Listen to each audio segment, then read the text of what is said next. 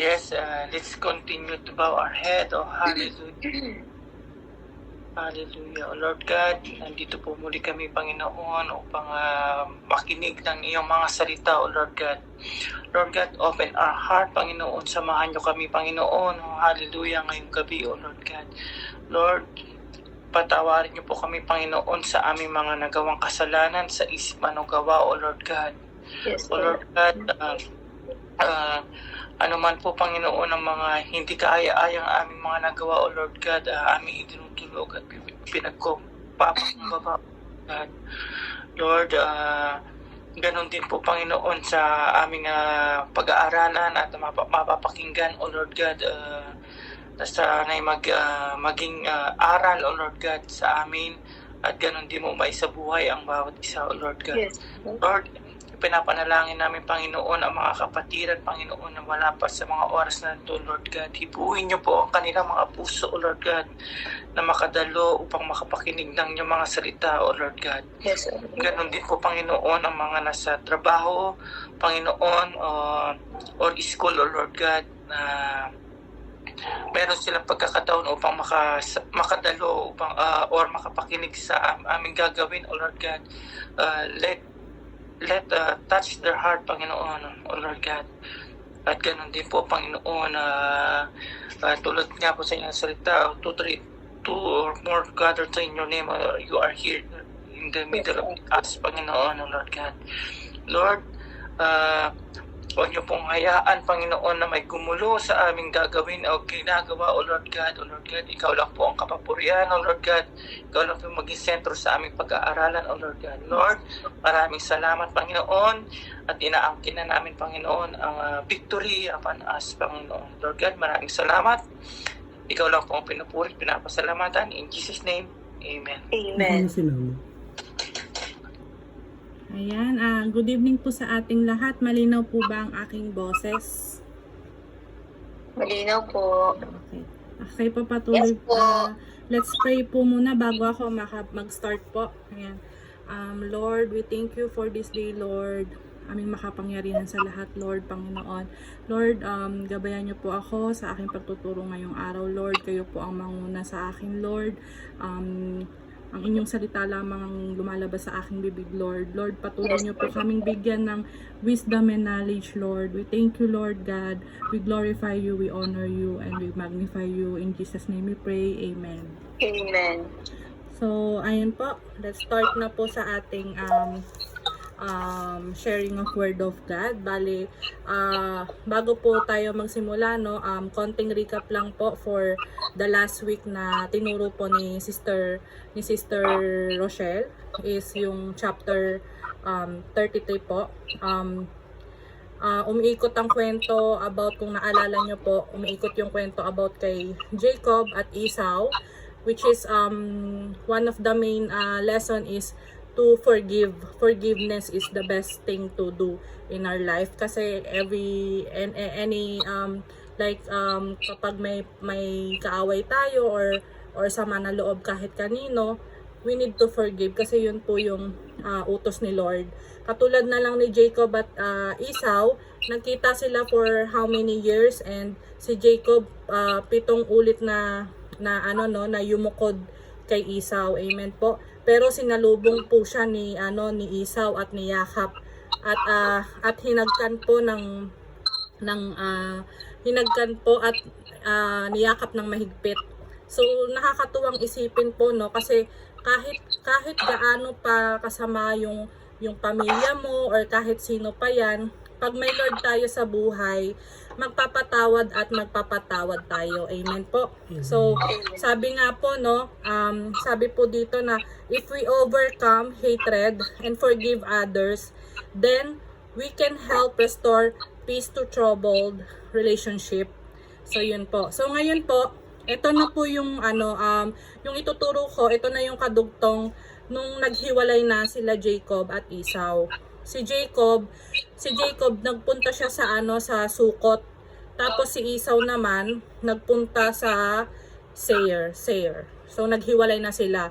So ito na po yung kadugtong, yung pag-aaralan natin sa Genesis chapter 34 na pinamagatan pong ni-rape ni Shechem si Dina. So, basahin po natin lahat yung chapter 34 bago po ako mag-start na mag-explain. So, ayun po, sa verse 1.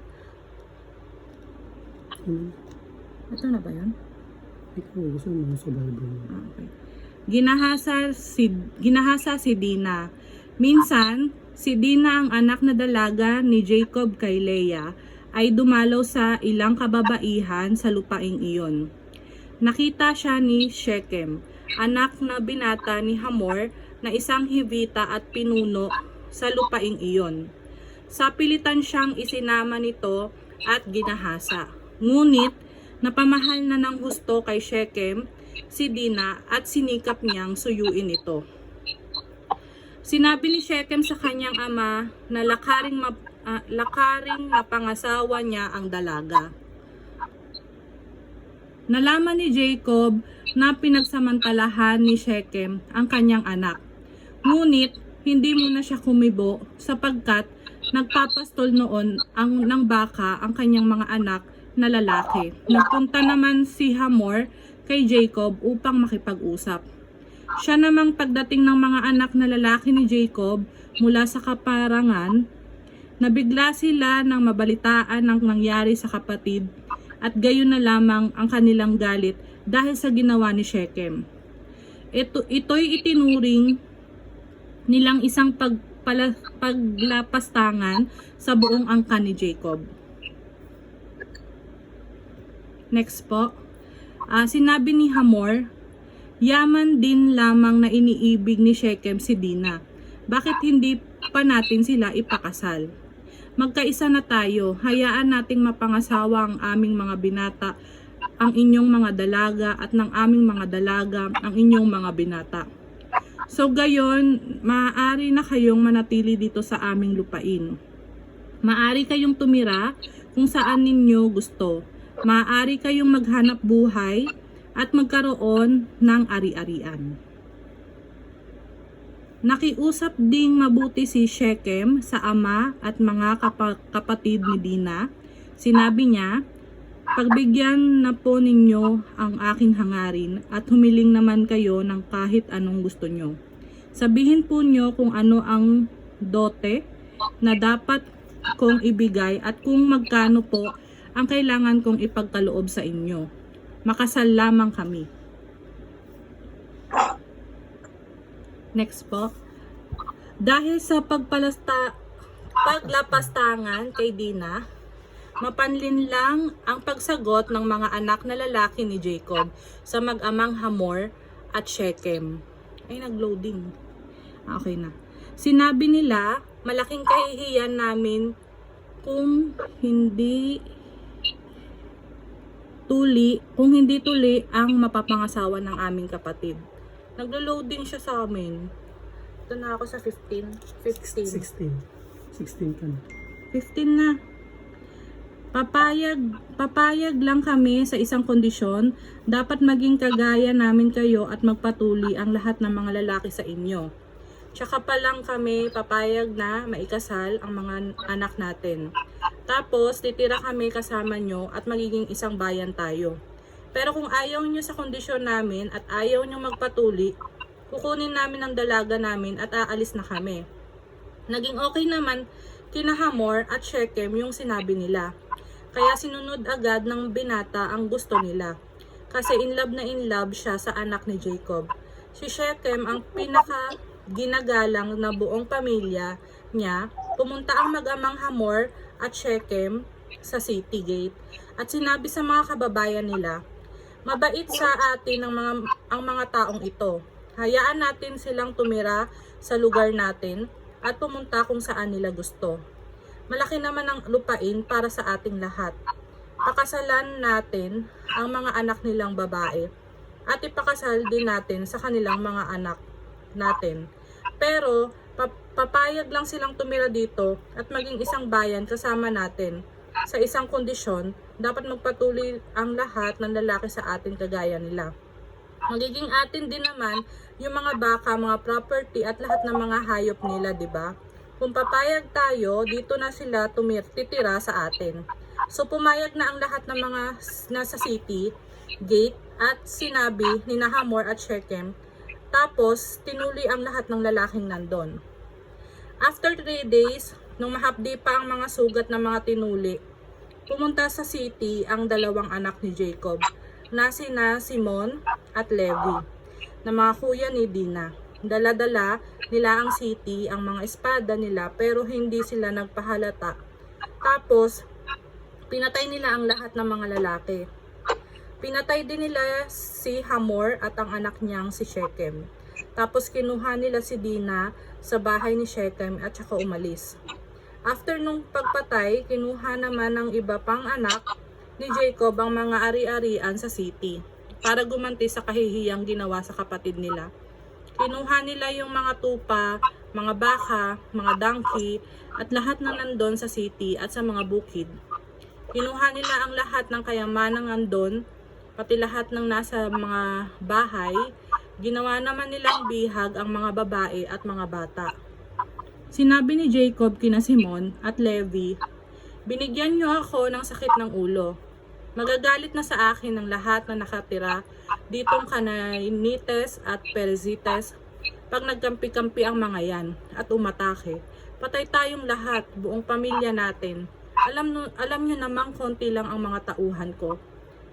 Pero sumagot sila, "Papayag ba kami na tratuhin niyang parang prostitute ang kapatid namin?" So doon na po nagtatapos ang chapter 34. So ayun po, no, grabe po yung nangyari dito sa chapter na to, no.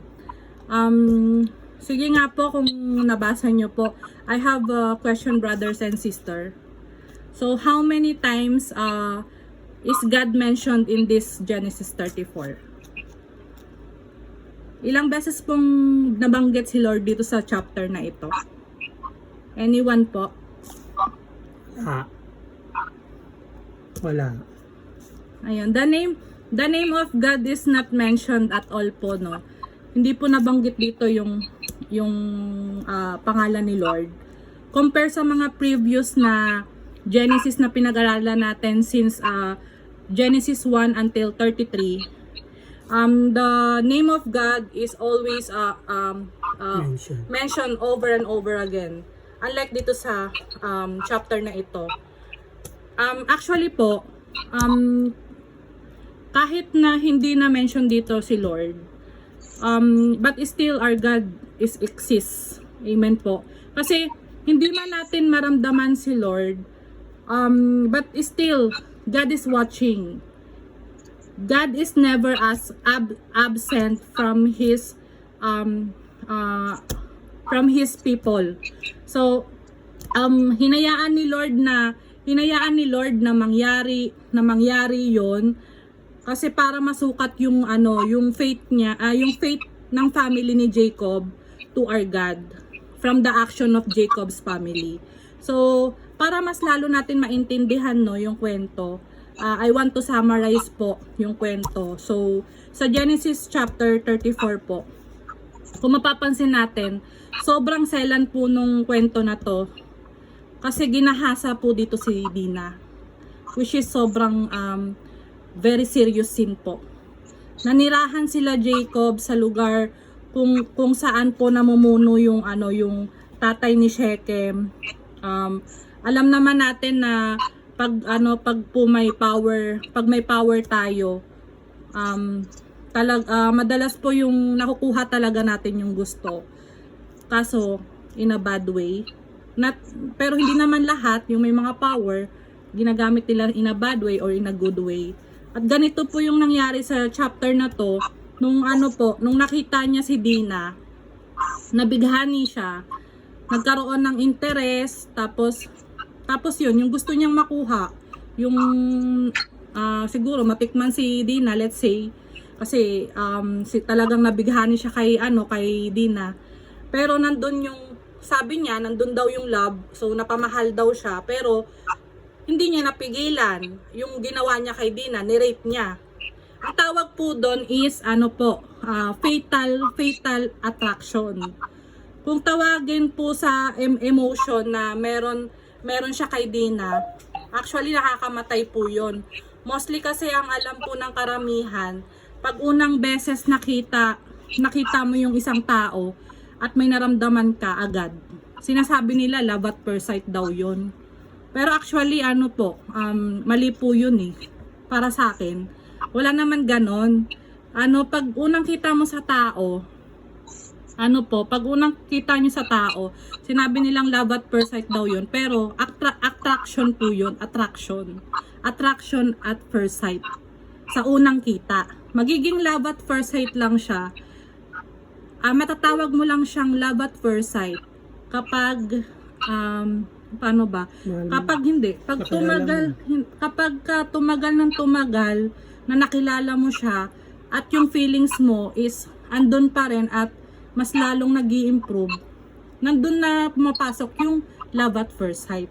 Pero yung kay Shekem, hindi po yung love at first sight. Attraction at first sight po yun, fatal attraction, which is sobrang mali kasi ni-rape niya si Dina. Sariling kagustuhan niya lang po yun. So, dinala siya sa maling desisyon na yun, sa attraction na yun, naging pagnanasa na yung tawag doon. 'Di ba may may tawag nga po, ano ba yung tawag doon? Tawag na laman. Tawag na laman. Tawag na laman, sorry. Kaya kinuha niya ng sapilitan. Tapos ikaw ba naman na maging anak ng ng pinuno sa lugar na yon at walang Diyos sa buhay, kahit ano gagawin mo, no? Para lang makuha yung gusto mo. Hindi mo na iisipin kung bad ba yung gagawin mo or kalugod-lugod ba yung kay Lord. But sad to say, nakakalungkot lang isipin, parang dito sa mundo natin, kung sino pa yung mayaman at may posisyon sa buhay, sila pa yung walang Kristo sa buhay at gumagawa ng kasamaan sa mundo for the sake of their own happiness. Katulad na lang ng ginawa ni Shekem. So, sa verse sa verse 1 to 3, mababasa po natin dito yung yung we can identify the principle that lasting after others shows a lack of love and respect for them. This can lead to committing very serious sins. So yun po, nagiging serious sin po siya kapag ano ba yung tawag doon? Ano bang tawag term na yun? Basta yun na po yung ginawa ni Shekem, yung nirape niya nga po si Dina. After po nun, kinausap ni Shekem ang tatay na maging kanya na si Dina. Tapos kinausap niya rin yung pamilya ni Jacob. Nung nalaman ng mga pamilya ni Dina, yung mga kapatid niya, syempre, sino ba naman matutuwa? Kahit ako din naman, kung kapatid ko si Dina, malaman kong ni-rape siya. Syempre, gagalit ako sobra. Lahat ng mga kapatid ni Dina, sobrang galit na galit. Pero, ang mali nga lang, yun nga, nakipagsundo yung pamilya ni Shekem sa pamilya ni Dina, na lahat ng babae sa angkan nila, pwede maging asawa sa mga lalaki, tapos ganun din sa babae, sama-sama na lang daw sila maninirahan sa lugar ni Shekem. At yun nga, gumawa ng kasunduan naman tong mga pamilya ni Jacob, yung mga kapatid ni Dina, na papayag lamang daw sila na pag lahat daw ng kalalakihan is magpapatuli. So pumayag naman yung lahat ng angkan ni Shekem, kasi syempre sabi nga niya, mahal niya nga daw si Dina, gagawin niya lahat, at nakumbinsi niya yung tatay na namumuno dun sa na yun, na pumayag ang lahat.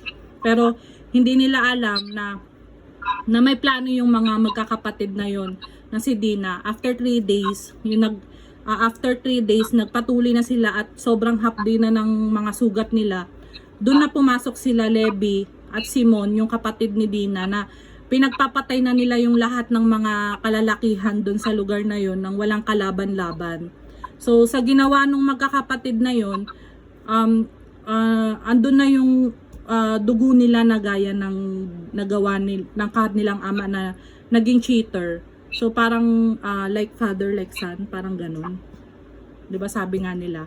Kasi planado pala nila, gusto nila na gusto nila yung magpatuloy muna yung mga kalaban nila para walang lakas sila lumaban. Tapos madali nilang mapatay yung lahat kasi wala silang lakas.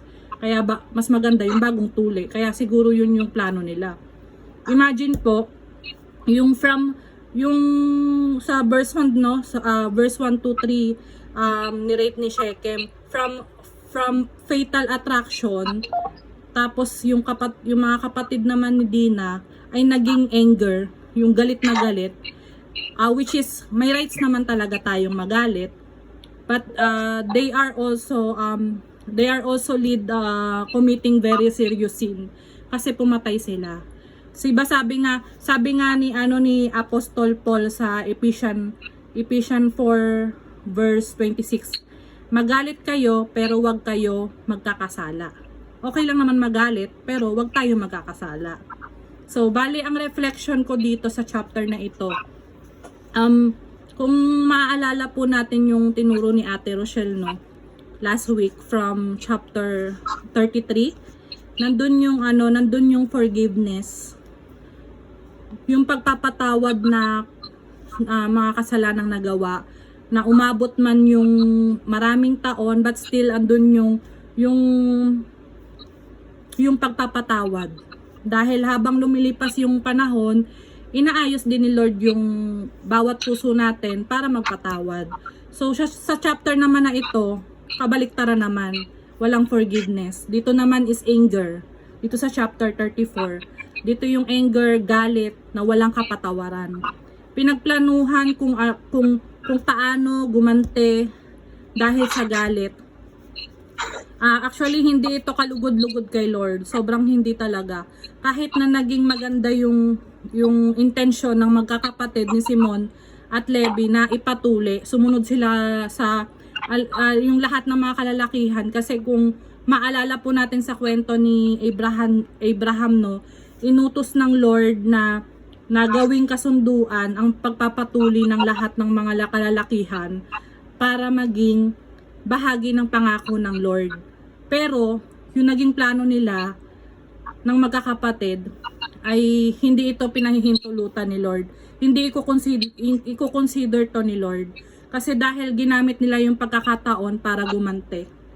So wake up call na lang din sa atin to, kasi para sa ating lahat as a Christian, marami sa atin na sinasabi nila na Christian sila, na tumatanggap sila kay Lord, pero sa salita lang, tapos kulang naman sa gawa, tapos sinusunod ang mga utos ng Diyos pero ginagamit sa di kaaya-aya, tapos hindi ka lugod-lugod sa ating Panginoon. Amen po. So malapit na po ako matapos. So sa Genesis 34 po, yung lesson po dito from Jacob is the dangers of ungodly parental leadership. So para sa akin po, kaya nagawa ng mga anak po ni Jacob yon. Kasi actually, kasalanan din talaga ni Jacob. Kasi hindi niya nasubaybayan ng maayos, naturuan ng maayos ng tama ni Jacob yung mga kanyang anak. Kaya nagawa nilang pumatay. From this, actually, God reveals that parents should discipline their children and teach them to honor parental authority. Ayun po. So, yung conclusion ko po dito, ang lesson learned sa chapter na ito, yung don't let temptation win. Kapag humaharap tayo sa isang temptation, we need to look Jesus an example. Kailangan tignan natin yung example ni Jesus. Lagi natin isipin kung kalugod-lugod ba yung ginagawa natin para sa kung kalugod-lugod ba sa ating Diyos with every temptation. Actually, lahat po ng temptation, Satan po yan eh. Kaya mga kapatid, brothers and sisters, hanggat maaari po, lahat ng temptation po sa buhay natin, i-avoid po natin, tanggalin na po, kasi po it will cause a sin, makasalanan po talaga. kasalanan po ang lahat ng temptation. Not only, hindi lang po sa rape, sa pagpatay and also sa mga araw-araw na pamumuhay natin, like katulad na lamang po yung yung mga nakakasira sa katawan natin, like alak, sigarilyo, sorry sa mga matatamaan, sa mga soft drinks, Coca-Cola. Hindi nakakasira sa ating kalusugan, pagsusugal, pakikiapid, is also temptation. At marami pang ibang temptation dito sa mundo. Katulad na lang ni Shechem na lacking in self-control siya, naging temptation that will set the scene for destruction he never expected.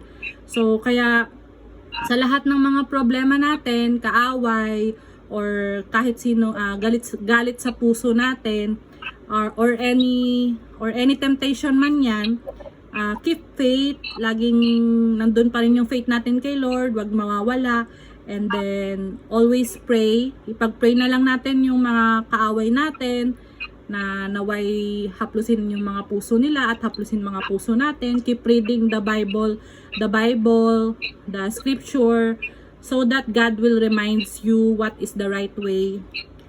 And God is with us always, and everything gonna be fine. And yun lamang po. God bless all po. So, pray na po tayo. Pause mo muna. Pause mo muna. I-pray mo muna. Okay. Aming Diyos na makapangyarihan sa lahat. We thank you, Lord God, for this day, Lord God, for another word of God, Lord, na natutunan po namin ngayon, Lord God. We thank you, Lord, for the wisdom and knowledge na binigay niyo po sa akin, Lord, na na-deliver ko po ang gusto niyo pong iparating sa ating mga kapatid, Panginoon. Lord, patuloy niyo po kaming subaybayan, Lord God. Patuloy niyo po kaming i-bless, Lord God, at kayo po ang manguna sa aming buhay, Lord God. Naway ilayo niyo po kami sa kahit anong temptation, Lord God, at sa mga kaaway po namin, Lord God. Lord, give us a forgiveness, Lord God. We thank you, Lord God, sa araw na ito, Lord God. We glorify you, we honor you, we magnify you. In Jesus' name we pray. Amen. Amen. Amen. Thank you po Ate Nina sa ating word of God.